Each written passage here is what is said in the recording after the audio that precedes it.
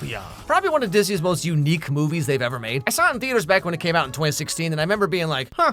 Well, that was something. Oh, little did I know what this movie would become. The iron grip it would have over the entire computer science and nuclear engineering industries. It's also really fascinating to see how much Disney has changed in the last 10 years. Like, Zootopia was wildly successful, and yet nothing really happened with it at all until now, this month, with Zootopia 2 finally coming out. Like, when the Lilo and Stitch remake came out and made $1 billion, like, you better believe they couldn't greenlight sequels fast enough. But in 2016, you had this movie make like 10 times its budget, and then they're just like, all right, cool, let's never touch this franchise again. But anyway, like I said, the sequel's finally coming out this month, and so what better time to go back and give the original movie a watch? You know, gotta catch up on all that deep Zootopia lore before the new one comes out. Kind of like how the Barbie movie doesn't really make a lot of sense unless you've seen Princess and the Pauper and 12 Dancing Princesses. But anyway, come along everyone, let's take a walk. So the movie starts out with some backstory on what this world is. But before that, really quick, this video is brought to you by Surfshark VPN. If you've been on the internet in like any way at all recently, you know that your privacy is under attack. Every website tracks everything you do, what videos you watch, US ID laws, UK ID laws. In Europe, they're trying to make it so the government can read any and all private messages on any messaging app. And sure, in theory, this is all for the greater good, but all it takes is one lazy employee and one dedicated hacker, and all that information can be leaked to anyone. For this and many other reasons, if you use the internet, you need a VPN, and Surfshark VPN is the best of the best. Did you know that some airline ticket websites will charge you more depending on what country or even what city you live in? Like, you can search the same flight, but depending on where you're searching from, you'll get a different price. Well, with Surfshark VPN, you can change your location, shop around, and get the best deal without being swindled. Streaming rights are all over the place. Different countries have completely different, like Netflix or Disney Plus libraries, but with Surfshark, you can actually get your money's worth with all those streaming subscriptions that you keep paying for. For your safety, for your wallet, for your entertainment, whatever reason, you need a VPN. And if you're getting a VPN, you gotta get Surfshark. Go to surfshark.com/Meyers or use my code Meyers at checkout and you'll get 4 extra months with your subscription. They also offer a 30-day full refund guarantee, so you literally have nothing to lose, okay? Go to surfshark.com/Meyers and start protecting yourself today. Okay, back to the show.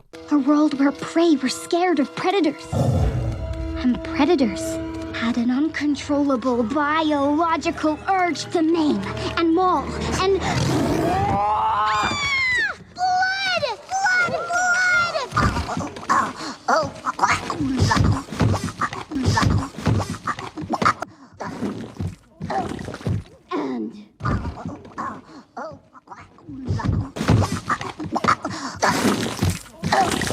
And death. So this is kind of what I was talking about when I said that this is one of Disney's most unique movies, because like the entire setup is about why they're these sentient talking animals, and like the fact that they are animals is core to the entire movie, instead of just basically being like humans in animal suits, you know? Wouldn't that be weird? Anyway, so this is Judy Hopps, and she really, really wants to be a cop. The problem, of course, is that she's a bunny rabbit, and there's never been a bunny rabbit cop in the history of talking animals, which everyone reminds her of constantly, especially her parents. Judy, you ever wonder how your mom and me got to be so darn happy? Nope. Well, we gave up on our dreams and we settled. Okay, you know, I appreciate the honesty. Listen, honey, you think your mother would have married me if she had any aspirations whatsoever? I'm too big for this small town. I'm going to the big city, Ma. I'm gonna be on Broadway. Don't even try and stop me. And it's not just her parents, but like everyone in town is so mad about Judy having dreams and stuff. Scared now? You cry, little baby bunny. I want you to remember this moment the next time you think you will ever be anything more than just a stupid carrot-farming dumb bunny. He was right about one thing. I don't know when to quit. Yeah, Judy, you know, it's all fun and games till your ex files a restraining order. Anyway, so we skip ahead 15 years. Judy's entire family is now dead. The movie's over. Thanks for watching. We see Judy graduate top of her class at the police academy, the first rabbit officer of all time. To announce that My Mammal Inclusion Initiative has produced its first police academy graduate. Valedictorian of her class, ZPD's very first rabbit officer, Judy Hopps. You know, so like, it's been 15 years and her parents have this many kids. Like, I mean, like speaking of not knowing when to quit. But yeah, so now that Judy has graduated and has become a full-fledged officer, she heads off to the big city, Zootopia. We're real proud of you, Judy. Yeah, scared too. Yes. Really, it's a kind of a proud, scared combo. I mean, Zootopia, so far away, such a big city. Guys, I've been working for this my whole life. We know, and we're just a little excited for you, but terrified. You know, I talk about this a lot, but I think that this era is like the perfect level of animation for Disney. Like, it's fluid, but not too much, and everyone's really expressive without turning into like minions or whatever, you know what I mean? Or actually, wait, sorry, hold on. You know, over the years, the biggest criticism I get on my videos is how I don't analyze movies properly with correct media literacy. Because for some reason, people still think I'm reviewing movies. So here, let's put on our monotone, can't really be bothered video essay voice for a second. Now, here we see the use of color theory accentuating the emotional state of the characters, and I know this because I've taken 1 semester of film school. The way she stands in this scene is clearly symbolic of how the character designer of Judy Hopps seems to know exactly what puts a tingle in my jingle. But okay, anyway, so it's finally time for Judy's first day on the job. Excuse me? Down here? Hi. Goodness. They really did hire a bunny. What?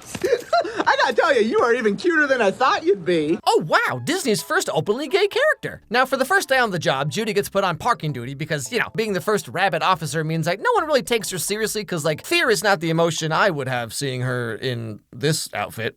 Cuter than I thought you'd be. Ooh, you probably didn't know, but a bunny can call another bunny cute, but when other animals do it, it's a little... Hey, wow, that's our word. You guys can't say it, okay? No, hey, listen, it's fine. I dated a rabbit in college once. I got invited to the barbecue. I filled out my point card. I can say it now. And so Judy sets off to write her required 100 parking tickets, which is always such a crazy idea to me that, like, you would have a quota for that. Hey, fellas, maybe you just goes out and finds some problems that needs taken care of, you know what I mean? You probably forgot, but I was top of my class at the academy. Didn't forget. Just don't care. 100 tickets. I'm not gonna write 100 tickets. I'm gonna write 200 tickets. Wow, what a great use of taxpayer dollars. You know, watching this movie in 2025 is so interesting because, like, just how much attitudes have changed about this kind of stuff. Like, back in 2016, you know, it's like, wow, she's so serious about her job. Like, watching this whole thing now, I'm just like, really? Nothing better to do with your time than ruin people's days? Anyway, so later on, while doing her ticketing, Judy comes across an interesting little scene at an ice cream shop. I don't want any trouble in here, so hit the road. I'm not looking for any trouble either, sir. I simply want to buy a jumbo pop. There aren't any Fox ice cream joints in your part of town. It's just, my boy, this goofy little stinker, he loves all things elephant, wants to be one when he grows up. Don't worry, little boy, I'll get you some ice cream. Now, okay, so here's the thing. Being a rabbit, Judy has always grown up being afraid of foxes because historically, foxes used to eat rabbits and it's like a whole thing, right? And I put some snacks in there. This is fox deterrent. Yeah, that's safe to have that. This is fox repellent. Okay, the deterrent and the repellent, that's all she needs. Check this out. Oh, for goodness sake. So Judy's kind of sort of already iffy on foxes, but this guy's just a nice dad trying to get a popsicle for his little kid, you know? Maybe foxes aren't so bad after all. You wanna be an elephant when you grow up? You be an elephant. All right, here you go. 2 paws. Yeah. Oh, look at that smile. That's a happy birthday smile. All right, give her a little bye-bye toot-toot. Toot-toot. Bye now. Yeah, it's cute and all, but like, why does this kid look like every Elden Ring boss right now? You know, it burns me up to see folks with such backward attitudes toward foxes. I just want to say you're a great dad and just a real articulate fella. However, right after this, while writing her 400th ticket or whatever, Judy happens upon them yet again, except turns out things aren't quite what they said they were.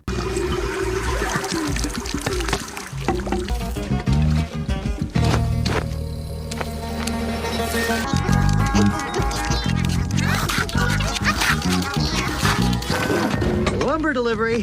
What's with the color?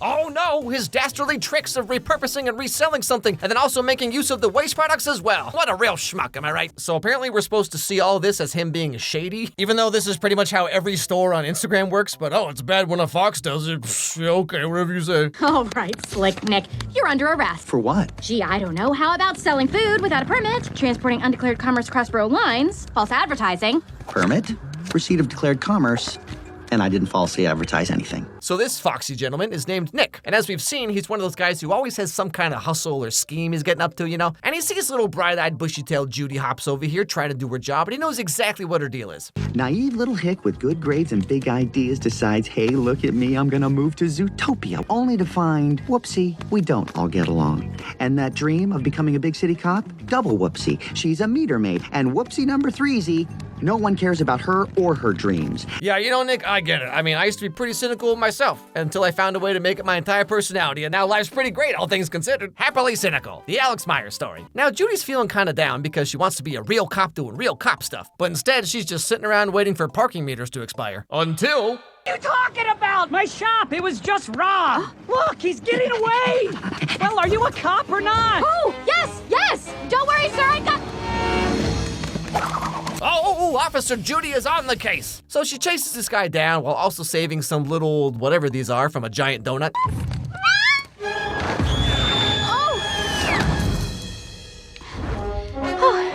I love your hair. Thank you. And she finally manages to catch the guy and bring him in. But her boss is like weirdly not a fan of this. Abandoning your post, inciting a scurry, reckless endangerment of rodents, but you did stop a master criminal from stealing 24 moldy onions. Those are a crocus varietal called Midnicambum holoscythius. They're a Class C botanical, sir. Shut your tiny mouth now! Oh, I'm sorry. Writing up a ticket for a car that's 3 seconds over time is really important, but this dude robbed a store in a crop top and I'm just supposed to ignore that? You're fired. What? Why? Insubordination. Okay, well, see, that's how you know this is a fictional movie, because, like, when has a cop gotten fired for literally anything? But right as she's about to get fired, this otter lady comes in begging the police chief to find her missing husband, who, turns out, is one of 14 active missing persons cases that are being investigated, which is part of why Judy is so annoyed at being on ticket duty. But due to a variety of wackadoo shenanigans and a bit of a misunderstanding on part of the assistant mayor, now the otter lady thinks that Judy is on the case. I just heard Officer Hops is taking the case. Assistant Mayor Bellwether. The Mammal Inclusion Initiative is really starting to pay off. Mayor Lionheart is just gonna be so jealous. No, let's not tell the mayor just yet. And I sent it, and it is done. Say the case is in good hands. Us little guys really need to stick together. So, okay, here's the real actual setup of the movie. Judy has 48 hours to find this missing otter dude guy, or else she'll be fired because she was supposed to be writing parking tickets instead of making the community a safer place, like an idiot. So, Judy looks at the case file and sees that this missing otter guy was holding a very familiar popsicle. Looks like it's time to pay old Nick the Fox a visit. You are under arrest. For what? Felony tax evasion. $200 a day, Fluff. 365 days a year since I was 12. And if you want this pen, you're going to help me find this poor missing otter, or the only place you'll be selling popsicles is the prison cafeteria. It's called a hustle, sweetheart. Now, the genius of this scene should be apparent to anyone, but we see Judy popping out her incredible birthing hips to the right, or to the east. Of course, obviously referencing the ancient Freemason symbolic reading of the sun rising, the journey from darkness to light, the pursuit of knowledge, and this scene is very clearly referencing how much I wish Judy Hopps was real. And so Judy and Nick team up as an unlikely buddy cop duo to track down the missing otter dude guy. And when they do, Judy will kindly look the other way about what Nick's been getting up to. Anyway, so the movie takes us on a journey throughout Zootopia as they try to find more information. You should talk to his yoga instructor. I'd be happy to take you back. Oh, thank you so much. I'd appreciate that more than you can imagine. It'd be such a... Oh, you are naked. Huh? Oh, for sure. We're a naturalist club. Dongi's just on the other side of the pleasure pool. You know, like I talked about earlier, like it's so funny watching this movie now, because like at the time, I just probably thought this was a silly joke, you know? Nude animals, how whimsical. But like Disney would never make a joke like this now. There's almost like this kind of edginess to this movie that Disney has long abandoned in favor of like mass appeal, squeaky clean, market tested stuff, you know? Like you go back and watch this movie or like Tangled or whatever, and like Disney is a very different company now, you know what I mean? Like something got lost somewhere. Anyway, so skipping ahead a little bit here, their investigation leads them to being caught by the biggest criminal mastermind in the city, Mr. Big. That's gotta be it. Stop talking.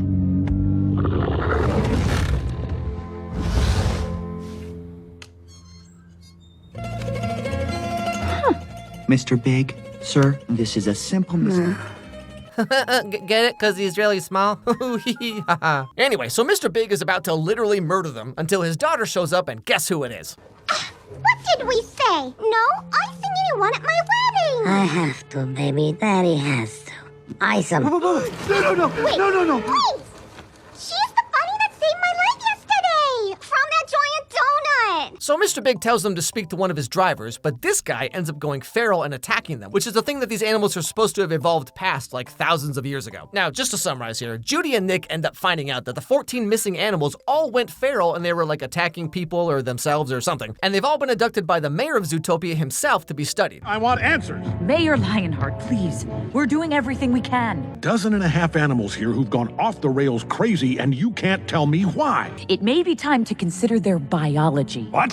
What do you mean biology? The only animals going savage are predators. And so after jumping down a giant toilet, Judy and Nick call in the authorities, and the missing people are found, the mayor is arrested for something, and what do you know, Judy saved the day, just like a real cop. Except, here's where things start to kind of take a bit of a turn. What can you tell us about the animals that went savage? Oh, all we know is that they are all members of the predator family. May have something to do with biology. You know, something in their DNA. You know, I'm sorry, just a quick little aside here.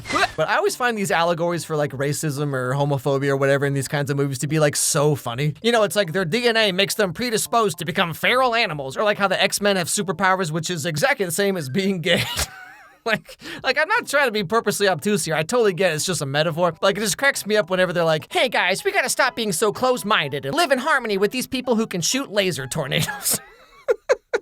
This allegory only works for humans if being a minority is like a magical thing. Like if black people could turn into werewolves. But like in this movie, predator animals literally did used to be hunting, killing machines, right? And now everyone's scared that they're gonna like go back to that. But like this does not hold up to any real world application, because like it's not like as if black people used to be wizards or something. You know what I mean? I'm worried that I'm not being clear enough for like the 15-year-olds in the comments. So what I'm trying to say is like we have these movies where people have a very understandable reason to be afraid of a certain group. You know, like they can shoot fire, or they have laser eyes, or they're 50 times bigger and have giant claws, or they have to eat brains or whatever. And so understandably, people are very uncomfortable being around them. But we're supposed to see this and be like, wow, just like black people.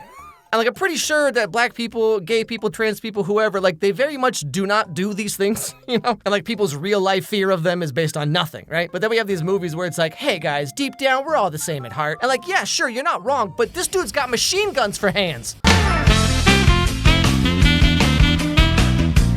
For whatever reason, they seem to be reverting back to their primitive savage ways. Yeah, okay, but like same exact thing happens to me when Chili's does buy one, get one mozzarella sticks. And so even though Judy helped find the missing animals and she's like the hero of the century or whatever, she feels like she's kind of made things worse because now everyone hates predator animals and Nick is mad at her because of what she said about predator animals. Clearly there's a biological component. These predators may be reverting back to their primitive savage ways? Are you serious? And so Judy decides to hang up her badge and go back to the farm, where life is simple and the politics of predator versus prey doesn't really matter much. And so she spends her days doing all kinds of super fun small town stuff, like staring at crops. Oh, Gid's talking about those flowers, Judy. I use them to keep the bugs off the produce, but I don't like the little ones going near them on account of what happened to your Uncle Terry. Yeah, Terry ate one whole when we were kids and went completely nuts. He bit the dickens out of your mother.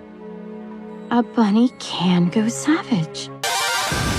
So like, okay, just to explain a little bit here.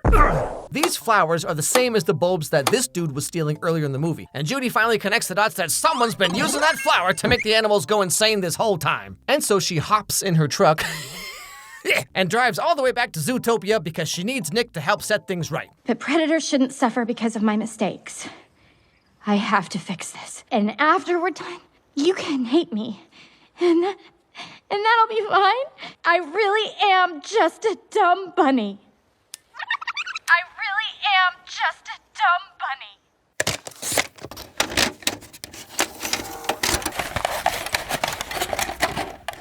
bunny. Now, this scene is clearly composed in such a way to remind us of the innocence of youth and the passage of time with how the bridge moves over their heads in this direction. And the most important takeaway from this masterfully composed shot is that Judy's badonk do be looking pretty thick. Just a dumb bunny. Don't worry, Carrots. I'll let you race it. In 48 hours.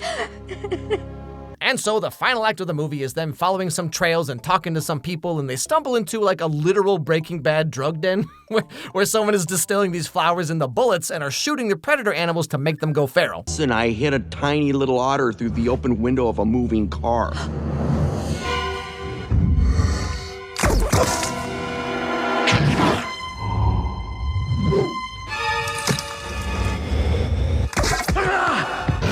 You know, I never realized how incredibly dark this movie is. Predator animals are being drugged to make them go insane and attack people to further fuel racial divides in society. Like, what? This movie does not feel like a Disney movie at all. But anyway, so the end of the movie, we find out that the mastermind behind this plan is actually the assistant mayor herself. And she's like a prey animal supremacist who wants everyone to fear predators so she can rise to power. Predators. They may be strong and loud, but prey outnumber predators 10 to 1. Prey fears predator and you stay in power? Yeah, pretty much. It won't work. Fear always works. And so she shoots Nick with one of those feral bullets and he pretends to go insane, but actually they switched it with some blueberries at the last second. And they used the Home Alone 2 Talkboy pen to record her entire monologue, and wham bam bibbidi bow, what do you know? She gets her comeuppance and the day is saved yet again. You should try some. I framed Lionheart. I can frame you too. It's my word against yours. Ooh, actually... And I'll dart every predator in Zootopia to keep it that way. It's your word against yours. It's called a hustle, sweetheart. And then Nick becomes a cop for some reason, and then Shakira, and then the movie's over. You know, one thing I will say here, especially compared to recent Disney movies, I feel like this movie has some of the best logical storytelling. Like, everything plays into what comes next in a very logical way. Judy wants to prove herself, she catches the guy stealing the bulbs, she uses the pen to incriminate Nick, she saves the possum girl, and then the bulbs come back, the pen comes back, the possum girl comes back. Like, nothing feels pointless or wasted in this movie. I mean, like, really, this is how all movies should be. A lot of recent Disney movies, like, do not do this. It just kind of feels like little vignettes that are very self-contained. I don't really serve much purpose beyond just like filling time, you know? But Zootopia does a really good job of like, this happens, therefore this happens, and so this happens, causing this to happen. Like the way they tie all the little parts together, I felt was done really well. I mean, Disney sure does not make movies like this anymore, I'll tell you that. But hey, Zootopia 2 is finally coming out, and boy does it look real dumb. But hey, I guess we'll see how it all pans out in the end. Hey everybody, thanks for watching this video. If you liked it, please watch another one, because that's how the algorithm works. So click on this one that's being recommended to you right now, right here on the screen. It actually helps a lot if you do that, because like that's how YouTube knows that my videos are worth caring about. Anyway, hope I made your day a little bit better, and I'll see you all next time.